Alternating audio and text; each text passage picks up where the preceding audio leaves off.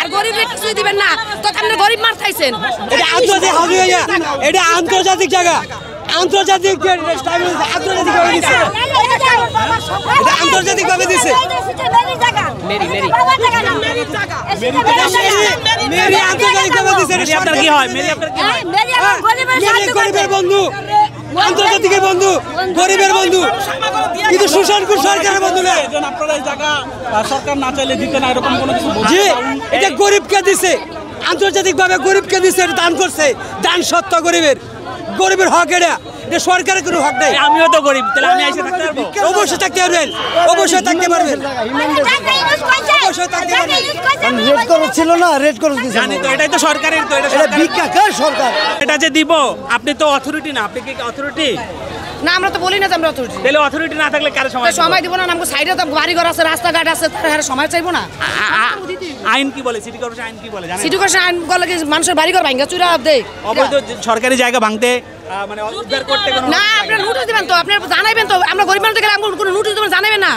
মানে গরিবের কোনো মূল্য দাম নাই। এটা গরিব আর বড় লোকের না, এটা বড় লোকের প্রশ্ন। বড় লোকের আপনারা নোটিশ দেন, আর গরিবরে কিছুই দিবেন না, তো আপনি গরিব মার খাইছেন। মোহাম্মদপুরে 5তলা 10তলা বিল্ডিং ভেঙে দিচ্ছে, দেখছেন? সরকারি গরিব মারে, আর আপনারা সময় দিবেন, সময় ছাড়া কিছু হবে না। সময় দিবেন। আমাদেরকে একটা করা দরকার, যে আমাদের একটা প্রয়োজনীয় তথ্য দেওয়া দরকার, যে তথ্যটা আমাদের দরকার। এই তথ্যবিহীন তারা একটা আমাদের অবৈধ স্থাপনা আমরা মানছি, কিন্তু আমাদের তো একটা তথ্য দিতে হবে, আমাদের তো একটা নোটিশ দিতে হবে, আমাদের জানাতে হবে যে আমরা আজকে ভাঙতে আসবো। তারা সকালে 7টা বাজে এসে বলছে যে না, আজকে ভাঙা হবে না, সোমবার ভাঙা হবে। তারপর তারা 1 ঘন্টা পর নিউজ দিতেছে যে এখন ভাঙতেছি আমরা। এইগুলো আমরা কি গরিব? আমাদের কি কোনো মূল্য নাই? আচ্ছা, আপনারা বুঝতে পারছি আপনার মূল্য আছে। আপনি একটা দেখেন, যে ভিতরে দেখছেন দোকানপাট ঢুকাইছে, অবশ্যই ঢুকাচ্ছে। এই যে দোকানগুলো আপনার সামনে আসতে পারে, আপনি জানেন? অবশ্যই আসতে পারে। তাইলে আপনি না আবার নোটিশ দিলে তো সতর্ক হয়ে যায়। যে আমি একটা উদাহরণ দেই, ধরেন যারা যখন বাজারে অভিযান চালায়, যদি আগেই বাজারে ব্যবসায়ীদের বলে যে আমরা অভিযানে আসবো, তখন কি বাজারের ব্যবসায়ী? ভাই, বাজার এটা বাজার না, এটা হচ্ছে মানুষের লাখ লাখ টাকা সম্পদ।